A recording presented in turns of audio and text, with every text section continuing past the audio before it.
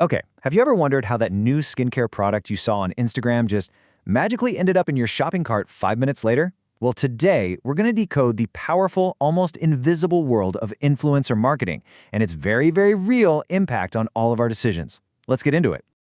You know the feeling, right? We've all been there. You're just casually scrolling, and a creator you follow unboxes some new gadget or raves about a coffee maker. A few taps later, bam, it's in your cart. So how does that happen? It's not magic. It's a powerful system, and it's all built on trust. So what really makes someone an influencer? For a second, just forget about the massive follower count. Think of them more like a modern-day filter. I mean, in a world with endless choices, they cut through the noise.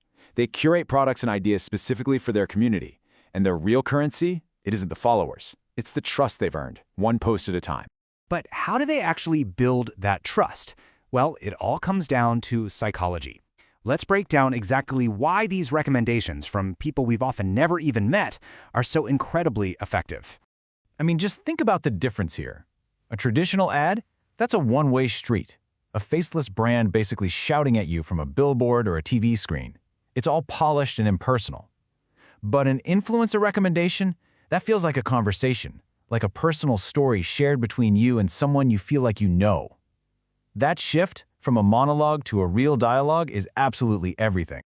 What's really fascinating is how these three psychological triggers all work together.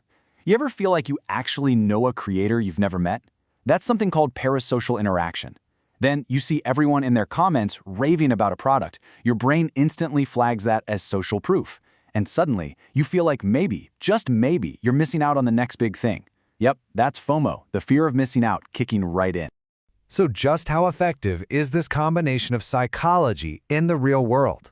While the numbers might actually surprise you, we are talking about a massive impact, summed up by this one single figure, a staggering 71%. That's right, 71% of us are more likely to buy something based on a social media referral. It just goes to show that the trust we place in creators translates directly into action. It is essentially word-of-mouth marketing, but on a global scale. Okay, so we know the psychology behind why it works. Now let's look at how brands strategically use it to guide us, all the way from a casual scroll to that final click. This is what we call the path to purchase. I'm pretty sure you've been on this exact journey before. You see a cool new jacket in an influencer's post. Boom, that's awareness. Then you dive into their full review, checking out the pros and cons. Yep, that's consideration. And when they drop that 15% off discount code at the end, that's the final little nudge toward purchase. See, influencers are right there, guiding us at every single step. And this quote right here, it really just nails the core idea. It highlights this fundamental shift. We're not just buying products anymore. We're buying into the lifestyles and the stories behind them, and they're all endorsed by personalities we've actually come to trust. Now, you might be thinking this whole thing is a game for huge brands and celebrities with millions of followers, but that's not the whole story. In fact, some of the most powerful influencers out there might be people you've never even heard of. Here's the reality. Micro-influencers, with their smaller, hyper-focused communities, can be incredibly effective. Think about it like this. A macro-influencer is like a megaphone, shouting to a massive crowd. A micro-influencer, they're like a trusted friend, whispering a recommendation directly in your ear. And that intimacy, that makes all the difference. And the data on how effective they are is, well, it's pretty striking. How much more effective are we talking?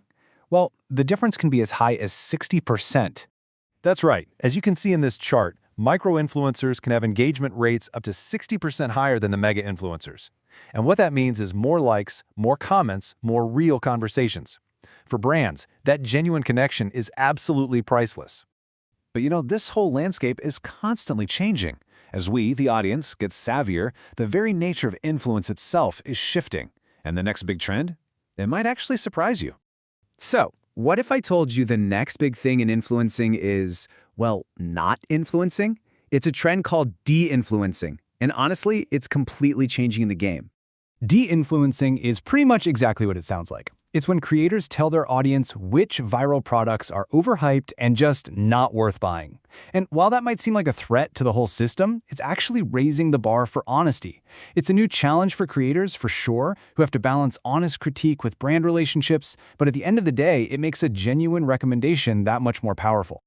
So, these days, how can you spot a recommendation that's actually authentic? We're all looking for those little signals, right? Like, are they using the product in their everyday life, not just in one single sponsored post?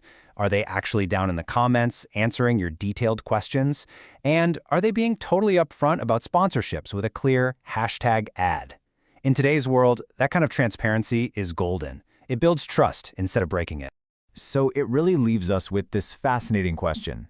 As influence keeps evolving and transparency becomes the ultimate currency, the very definition of authenticity is constantly being rewritten.